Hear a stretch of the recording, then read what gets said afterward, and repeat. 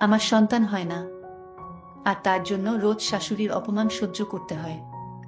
একদিন সন্তানের জন্য শ্বশুর আব্বা একটি পুরাতন নীরব বাড়িতে নিয়ে আমার সাথে যা করলো তা শুনলে তোমরা চমকে যাবে।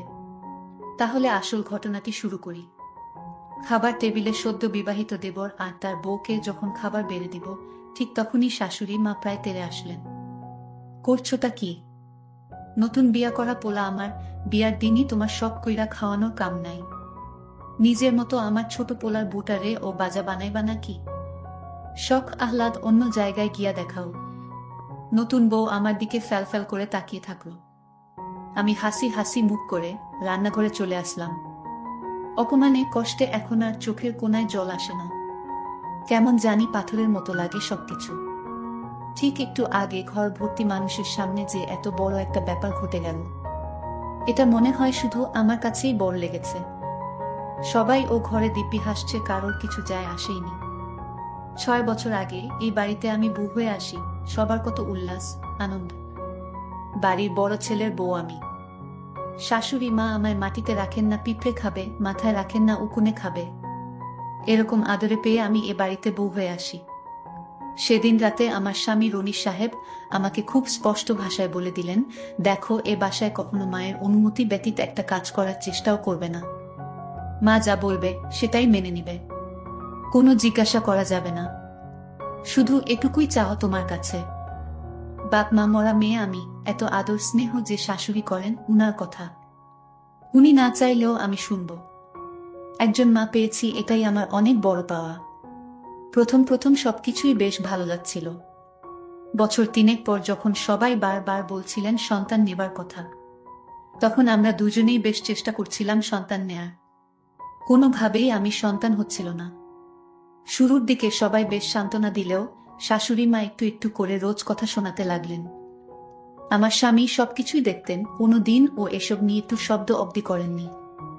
ডাক্তার দেখানো, পরীক্ষা নিরীক্ষা করানো, কিছুই বাদ দিলাম না।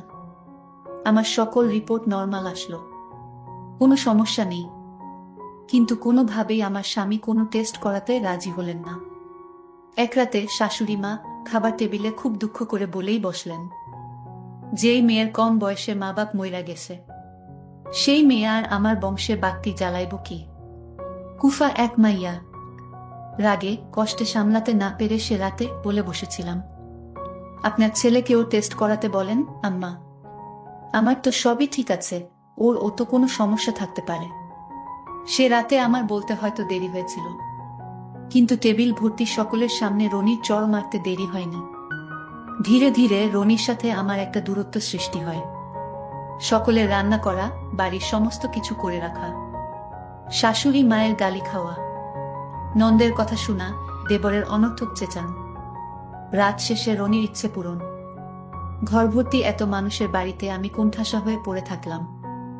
আমিও যে একজন মানুষ, এই ব্যাপারটাই যেন হারিয়ে গেল।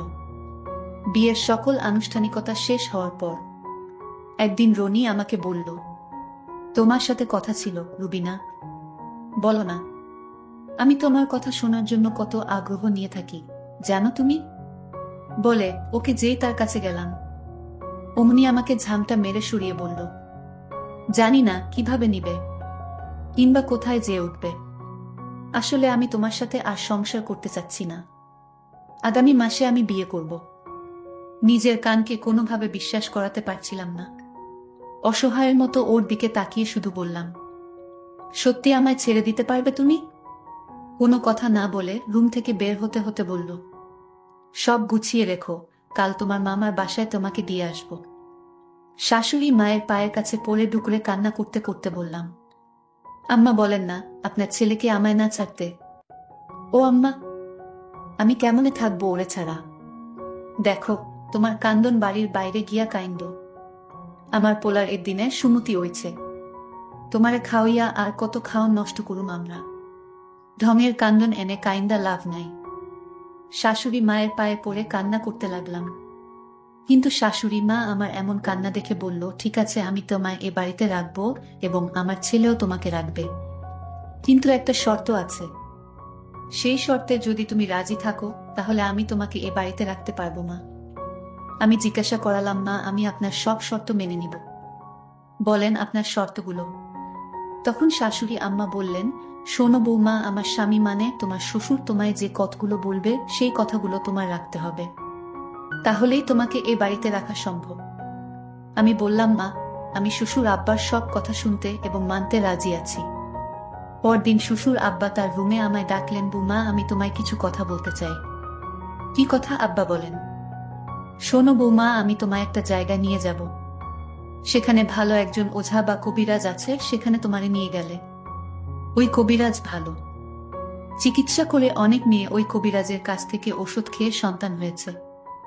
এটা ছিল সুরের সম্পূর্ণ মিথ্যা কথা, এটা আমি কিছু বুঝতে পারি, কিন্তু সংসার বাঁচানোর জন্য তো আমার শ্বশুরের কথা শুনতেই হবে। আমি তখন শ্বশুর আব্বাকে বললাম, সমস্যা তো আমার না, আপনার ছেলের। তাহলে আমাকে চিকিৎসার কথা বলছেন কেন? তখন শ্বশুর আব্বা রাগান্বিত কণ্ঠে বলে, শোন মেয়ে, আমার কথা না মানলে তুমি এ বাড়িতে থাকতে পারবা না। যদি তুমি বাড়িতে থাকতে চাও তাহলে আমার কথা শুনতে হবে। আমি কোনো উপায় না পেয়ে শ্বশুরের কথায় রাজি হলাম, কারণ এখানে আমার কিছুই করার ছিল না। আমি বললাম, ঠিক আছে আব্বা, আপনি যা বলবেন তাই হবে। তখন পরের দিন শ্বশুর আব্বা আমাকে নিয়ে রওনা দিলেন সেই কবিরাজের কাছে। আসলে সেখানে কোনো কবিরাজ থাকে না, এটা একটা পুরাতন ইটের তৈরি ঘর, ওখানে আমার নিয়ে গেলেন। আমি বললাম, আব্বা, এখানে তো কেউ নেই, এটা তো পুরাতন একটা ভাঙা বাড়ি, এখানে তো কবিরাজ কোনো রোগী দেখি না আব্বা। তখন শ্বশুর আব্বা বললেন, বৌমা, তোমার মোবাইল দিয়ে একটা ফোন করো তোমার বরকে। আমি রনিকে কল দিলাম। রনি বলল, তুমি ফোন দিয়েছ কেন? আমি তখন বুক ভরা কষ্ট নিয়ে বলেছিলাম, আমি তোমাকে ফোন দেয়নি, আমাকে ফোন দেওয়ানো হয়েছে। কে দিতে বলেছে? তোমার বাবা, মানে আমার সুর। তখন বলল, দাও বাবার কাছে। বাবা, তুমি কেন ফোন দিয়েছ? শোন রনি, আমি তোকে ফোন দিয়েছি একটা বিশেষ কারণে, তুই তাড়াতাড়ি রমন মঙ্গল পুরাতন বাড়িতে আয়, একটু জরুরি কথা আছে। ঠিক আছে বাবা, আমি আসছি। তখন রনি বাবাকে জিজ্ঞাসা করলো, কি কথা বাবা, বলো। শোন, আমার বৌমার ডাক্তারের সমস্ত রিপোর্ট ভালো, আমি নিজ চোখে দেখেছি, কিন্তু তুই পরীক্ষা করিসনি কেন? বাবা, তুমি আমাকে দোষারোপ করছো। হে, আমি তোকেই দোষারোপ করছি। বাবা, তুমি নিজের ছেলের প্রতি এমন অত্যাচার করতে পারো না। এটা অত্যাচারের কি হলো? আমি কিছুই তো বুঝলাম না। আমি সব বুঝতে পেরেছি।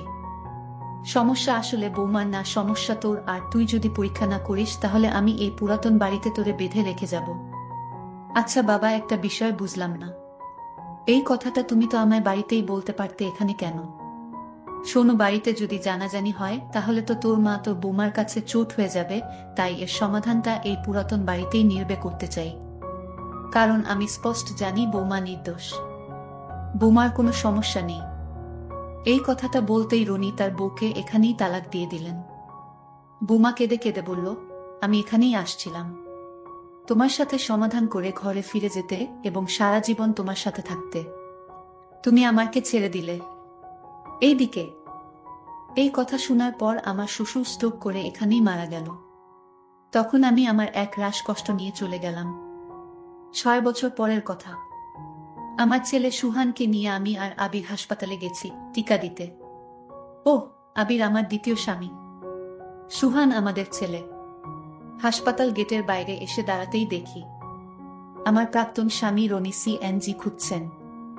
তার পাশে হুইল চেয়ারে বসা আমার প্রাক্তন শাশুড়ি আর রোগা পাতলা এক মেয়ে।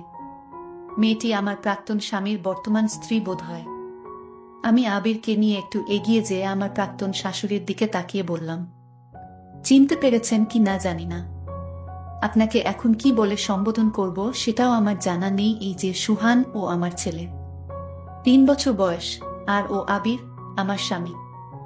আপনাকে দেখে কথা বলার আমার বিন্দুমাত্র ইচ্ছে ছিল না। শুধু এটুকু বলি, আমি বাজা নই। আপনাদের ধন্যবাদ সেদিন বের করে না দিলে আজ আমি সুহানের মা হতে পারতাম না। আমার প্রাক্তন শাশুড়ি কান্নায় ভেঙে পড়লেন। আমার হাত ধরে বললেন, মাফ কইরা দেও মা আমারে, তোমারে ঘর থেকে বের করতে চাইনি আমি। তোমার শ্বশুরকে দিয়ে আমি তোমারে ঘরে ফিরিয়ে আনতে চেয়েছিলাম, কিন্তু আমার অবাধ্য সন্তান তোমাকে ছেড়ে দেওয়ার পর আমার এখন এই অবস্থা মা। আমার পোলার ঘরে এখনো কোনো সন্তান হয় নাই। তোমারে আমি ভুল বুঝছিলাম মা। হাত ছাড়িয়ে নিয়ে ওনাকে বললাম, কিছু ভুলের মাফ হয় না। ভালো থাকবেন আপনারা। আমার প্রাক্তন স্বামীর বর্তমান স্ত্রী মেয়েটার দিকে তাকিয়ে আমার বেশ মায়া লাগলো। দর্শকদের উদ্দেশ্য করে একটি কথা বলতে চাই, সন্তান দেওয়ার মালিক আল্লাহ, এখানে মানুষের কোনো হাত নেই। তবে আপনারা শুধু বউয়ের উপরে দোষ চাপাবেন না, কারণ এই গল্পে আপনারা বুঝতে পারলেন সমস্যাটা বউয়ের ছিল না, ছিল তার স্বামীর। আপনারা না বুঝে কখনো নিজের স্ত্রীকে ভুল বুঝবেন না। আজকের ঘটনাটি কেমন লাগলো তা কমেন্ট করে অবশ্যই জানাবেন। ভালো থাকবেন, ধন্যবাদ।